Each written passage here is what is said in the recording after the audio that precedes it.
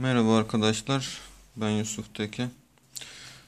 Şimdi Blackdecker bir matkabımızın şarj girişini değiştireceğiz. Ancak daha önce bu matkabın şarj girişini defalarca değiştirdim. Maalesef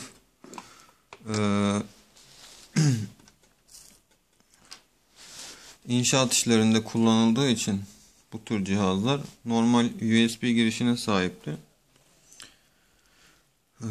Sürekli kırılıyor. Şimdi müşterim bunu farklı bir şekilde istedi. Çok çabuk kırılıyor, kırılmasın diye söyledi. Ben de eski bir modemin elektrik girişini söktüm. Şimdi o elektrik girişinden, DC girişinden önce matkabın çıkış yerine plastiğini yer açtım. Daha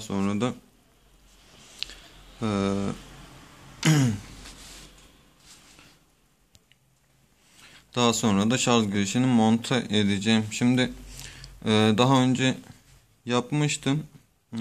Video çekmek için tekrardan yeniden açtım şu anda. Burada zor olan kısım ayakların nereye monte edileceği. Onu göstereyim. Daha sonra da videoyu bitireceğim. Sürekli bu şekilde müşterilerim geliyor. Şarj girişlerini farklı yapıyoruz. Çünkü inşaat malzemeleri biraz daha kullanımı ağır cihazlar. Şimdi müşterim tamamen burasını kırmış. Ayakların yerleri bile belli değil.